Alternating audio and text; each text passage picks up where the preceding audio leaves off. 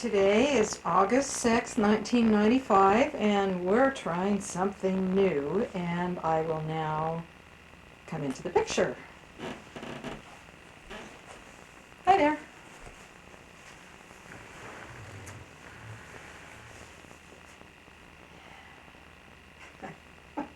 This is going to be much more difficult than I expected. The end of last year, we had interviews here at the house, various people interviewing other people. And I was interviewed, I believe, by Susan and by Robert. And when I watched that, I thought it was pretty good. And so I decided, through the Relief Society's, I have to think as I go because I can't turn this thing off and on. The Relief Society is putting together sort of a Pursuit of Excellence program, only not quite as formal as that, but they've asked each of us to pick 3 or 6 or 12 goals that we wanted to reach within the next 6 months. And I tried to be realistic, and if I had my list, I'd tell you what I had picked, but I'll just tell you that one of those was that I decided to do a video journal. Once a month for the next 6 months, I hope to sit down and do this kind of thing. I didn't make notes, which probably was a mistake, and the fact that I have no remote control for this makes it a little more difficult because I just have to keep talking and I don't have a lot of time to gather my thoughts. I decided to do this because I'm doing terrible at keeping a journal. I've tried a number of times. I've done it different ways. I've written on the computer. I have in my possession audio tapes that my mom and I exchanged as letters, and I'm not doing anything. I don't want to do it badly enough. So I thought, and when I first thought of this, I thought it'd be pretty exciting. I mean, to see myself on camera being funny and all this kind of thing. But now that I'm actually sit down and doing it, it's not as easy as I thought. Okay, so for this time, I think it would be a good idea to talk about those things that have been especially monumental over the last, let's go back to the end of June. On about the 26th of June, I'm sorry if I keep looking away, I hate to think I keep staring into the camera. On about the 26th of June, if that was a Wednesday, Susan took me to the airport and my new luggage and I flew up to spend 2 weeks with David and Joni and Catherine and Wesley. I got there in the late afternoon, they picked me up and we got up there, and probably Thursday afternoon, Eileen called. She and Robert had decided, since they were already here at my place, that they would house sit for me so I didn't have to hire anybody to do my watering for my garden. So instead I hired somebody to do the watering on their garden, neither here nor there. So they were here and they called me Thursday afternoon to say that LDS Social Services had called them and a baby had been born that Monday with, oh, that was the 26th. Okay, so it was later. Monday, Tuesday, Wednesday. 26th. It was the 28th. We must get these facts straight. It was the 28th of June, and a baby had been born in Nevada on the 26th of June. And Robert and Eileen were to go to LDS Social Services near the corner of Fair Oaks and Greenback and pick up the baby on Friday, when he would be Tuesday, Wednesday, Thursday, 4 days old. Like a steel trap. I debated as to what to do. This is something that had been totally unexpected at this particular time. And I considered hopping on a plane and coming back, and considering I only see David and Joni and their children approximately once a year, I felt that I really should stay, and Eileen certainly told me that that would be fine. That was not a problem. Susan was here to be of help, and Robert and Eileen were planning to go to the temple that Friday, which I thought was very interesting. Robert already had the day off, and Big David had lent them his company car to use to get to the temple. So instead they picked up a baby. I have since seen the video of it, and it's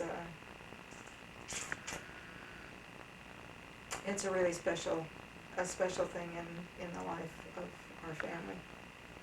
Okay, so I didn't come, and they managed okay without me. I thought the interesting thing, they got notice of that on Thursday, that they would pick up a baby on Friday, and as you can imagine, they didn't really have very much for the baby, but the essential thing, Robert's mother had given them a car seat, an approved car seat. So they had that, and they were told not to worry about formula. The baby would be coming with formula, but it turned out not very much. And they stopped at Toys R Us Friday when they were to pick before Toys R Us even opened up, to pick up some essential things that they needed. Today is Fast Sunday, and I actually did bear my testimony today, and I commented about the outpouring of love and concern. I don't think Vicki ever stopped going to the store and buying things, and Vicki's mother. And by the time 2 weeks were over and I got back, it looked like we were either it looked like we were a baby shop. We had clothes everywhere, and 2 swings and 2 bassinets and a bouncy seat and the car seat, and clothes everywhere, as it were. Anyway, I had a nice time in Utah. David had applied for another position in the company. He had also applied for BYU MBA program, which he was conditionally accepted into. And he had a special project that he had to get finished, and so Joni was concerned that I wouldn't even see very much of him while I was there. But he did take some time off, and we were able to spend some time together. I got on the plane, I came home, and Susan picked me up, and when I got here, I hope Eileen has forgiven me. I guess I'm not a very gushy person, and I don't ooh and ah and all that kind of stuff. But after seeing the tape, I didn't even say how beautiful Alex Robert Bennett was, and he is a beautiful, beautiful baby. He was 9 pounds 1 ounce and 22 inches long. And about 5 weeks later, he is probably close to 24 inches long, and he weighs over 13 pounds now. He's a real lug. I guess things that got a little bit exciting when, by the time I got home, probably about midweek, I guess, he wasn't really feeling really well, and he seemed to be constipated, and we were quite concerned about that. And I guess Vicki and I were sufficiently nervous about it. And so Eileen did call an advice nurse at Kaiser, and unfortunately the information this advice nurse gave her was not the best advice. She indicated that weren't to be concerned unless the temperature got to 104, which is not correct. That's all right for older babies or children. I guess I should say children. But for newborns, anything over 100 degrees needs to be seen. So it was by the following day when his temperature did, I believe, get up to 104. Pardon me just a minute. Thank you. It did get up to 104, called Kaiser again. They said to bring him right in, Robert and Eileen. It was a very hot day, and my truck the air conditioning isn't working at the present time, and Robert's car is not very comfortable. I suggested they borrow Susan and David's car again, which they did. Got him down there. They decided eventually that it was a urinary tract infection, which is not unheard of, but not a good thing for a child that age. They did a spinal, they put him on IV on antibiotics, and he was in the hospital approximately 4 days, enough to get everybody pretty uptight. Eileen stayed down there the whole time with him and had interesting roommate, should we say. Very interesting, which we won't go into at this present time. He's doing fine now. Eileen and Robert went back home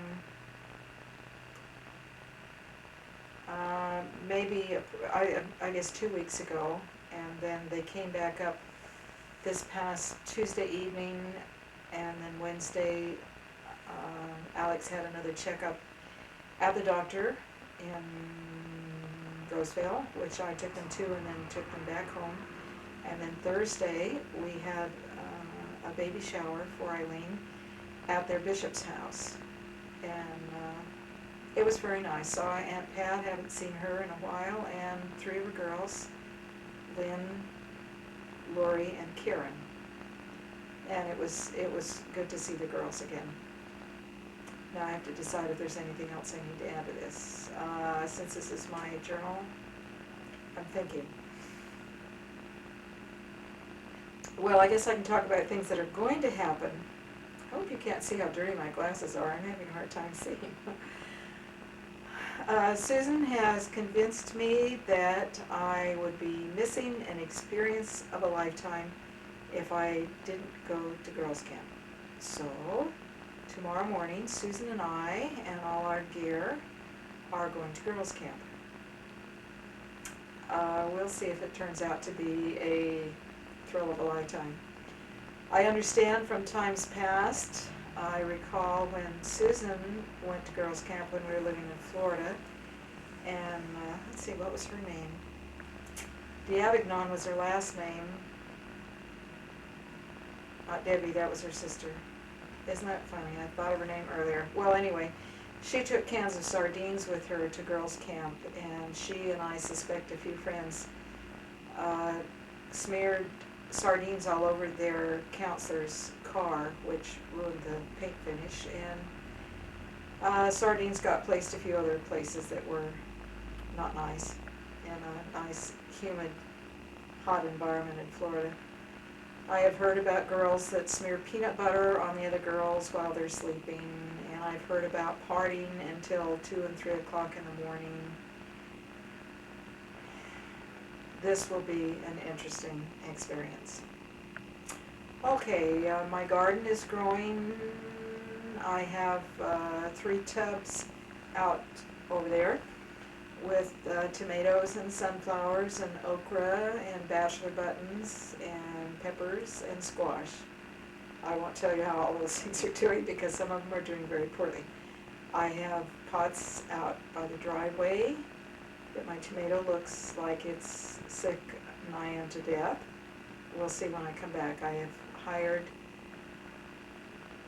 Justin Christensen to come down and water my tubs for me and pull some weeds if he would. I said I'd pay him extra for that. Anything else exciting that's happened in the last month? I had a nice visit with my brother Walt while I was up in Utah. I called him. I talked to him previous and told him that I was planning to come up, and he said to give him a call. I gave him a call and left a message on the answer machine. He called me back, and I couldn't get together with him when he wanted to.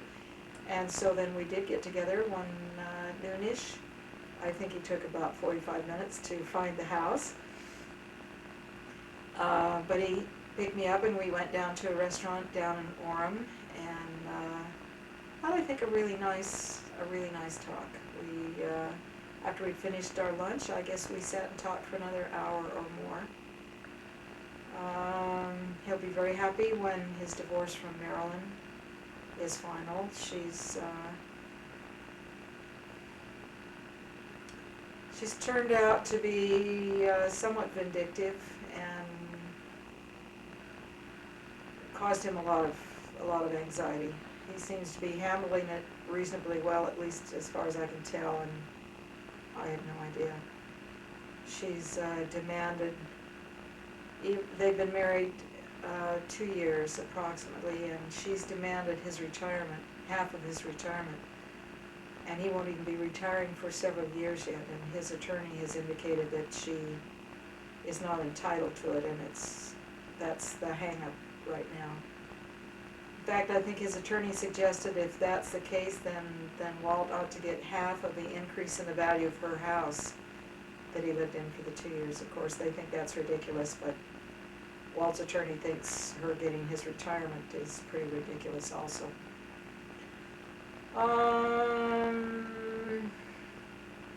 Susan's 3 girls went and spent a week or so down in Bakersfield with their other grandmother.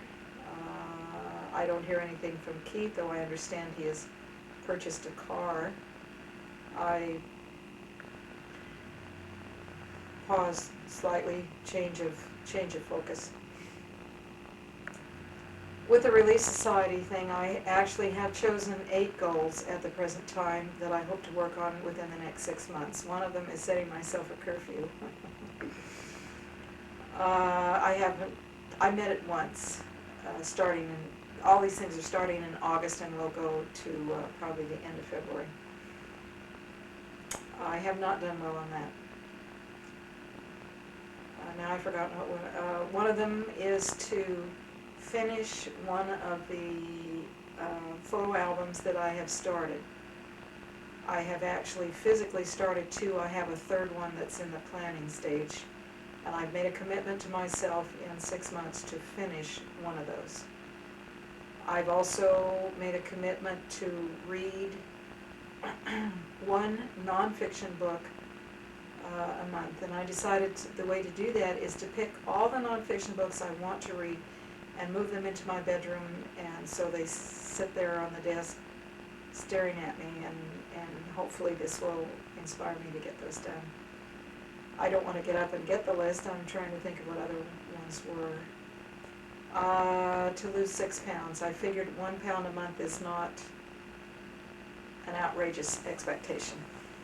Let's see, what else? To do this video journal at least once a month. If I find it works out or enough exciting things happen or I get more inspired, perhaps I can do it even more than just once a month. Okay. I love to write notes, except I don't follow through more than 50% of the time. And so I decided that I wanted to write a note to someone who was not in our family a minimum of once a month. And I feel good about that because I've already written 2 this past week. One to Patty Fairborn, our Relief Society president, and one to Mike Higgins, our ward mission leader. Hers was about the lesson we had last week at church in Relief Society, and the other one was Mike Higgins spoke in church last week, and I dropped him a note about some of the things he said. And that was handwritten. These notes, unfortunately, will probably end up being handwritten, and so I'll have no other record of them, but that's okay. Though I will admit, Mike Higgins, his main thing was he was telling us the 2 things that were important in missionary work, and the number 1 thing was have fun at all costs. And I thought that fit right in with my motto, if you can't get a laugh, you might as well stay in bed, and that's what I wrote him about. His second idea for doing missionary work is keep doing what you're doing, which I thought was, in fact, I thought his whole concept was really quite interesting. The keep doing what you're doing idea is we're already trying to live the gospel, and this is what we need to be doing. Being a good friend, fellowshipping, keeping the commandments, these kind of things, praying, studying the scriptures. I thought it was a good talk, and I wanted to tell him so. One of the other things that I've made a commitment to is writing to one of my grandchildren once a week. It's the 6th, which means I think I'm going to take some postcards with me as it happens, Girls Camp turns out to be in the neighborhood of North San Juan. That's where the post office address is, which is near where Jack had 2 parcels of property, which I thought was really quite interesting. So I have been up in that area, only not for a good many years. It's not too far from, well, his property was not too far from Bullard's Bar, because when we camped on his property, that was the famous camp out when we made the statement that we would never take Grandma Nielsen camping again. It was unfortunate. It was not all her fault. It was some rather poor circumstances. Anyway, so we went camping we went boating at Bullard's Bar. Part of the time was when Jack and Carmen had their ski boat. That was fun. So what was I talking about? Okay, I think I'll take some postcards with me. That's going to be the problem. I get all involved in these stories. I do that all the time. I get involved and then it reminds me of something. I get involved in this great long story and then I can't remember the point I was trying to make. The point I was trying to make is I'll take some postcards with me, and to fulfill that for at least the first and second week, I probably will drop a couple of postcards. Talk to Carolyn. I try to call her at least twice a month, sometimes more frequently. She has a full-time job at Walmart. I'm too late to call her now unless I call her really late. Well, we'll see how that goes. And Doc is going to school, and of course they're living with his mother. They're in beautiful downtown Tokerville. Anything else I need? I have no idea. I think that's what I'll need to do is time these to find out, and maybe even make notes so that I can try to do away with some of this extraneous, oh yeah, I'm thinking now, look this way, look that way, whatever. Give me a minute and I'll see if there's anything else I need to add to this. No. That's all for this time, and hopefully next time I'll be a little better organized and I'll have all my little notes or what I may even do is jot down little ideas during the weeks and do them better. All right, that's all for this time. Oh, yes, that's all for this time. Thank you for your kind attention, and goodbye.